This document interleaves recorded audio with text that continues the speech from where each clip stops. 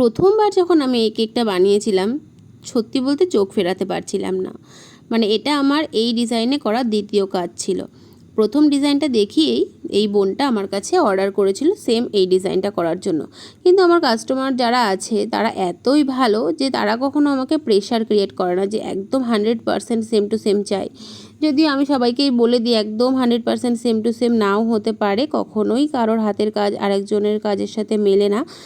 হ্যাঁ, সিমিলার হবে, হয়তো একটু 19-20-এর পার্থক্য থাকবে।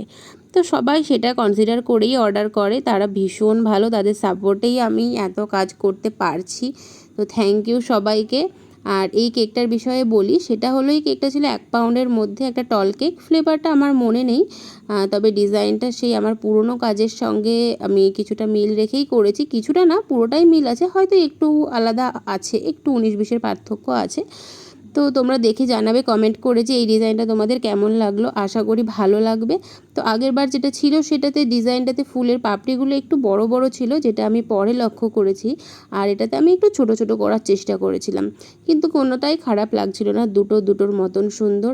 আর তোমরা কিন্তু অবশ্যই জানাবে যে এই ডিজাইনটা তোমাদের কেমন লাগলো। আমার কাছে তো আমার কাজ বরাবরই খুবই ভালো লাগে, আর যেগুলো সত্যি সুন্দর বেশি হয় সেগুলোর বিষয়ে তো আর কী বা বলবো। সুন্দরকে তো সুন্দর বলতেই হবে, সেটা নিজের কাজ হোক বা অন্যের কাজ।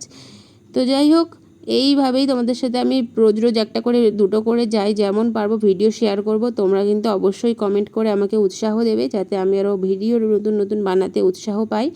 আর কমেন্ট করবে যে আমার কাজ তোমাদের কেমন লাগছে। তো এই রইল কেকটার ফাইনাল লুক। আশা করছি তোমরা দেখে বুঝতে পারছো যে কেকটা কতটা গর্জিয়াস লাগছে। তো থ্যাংক ইউ সবাইকে।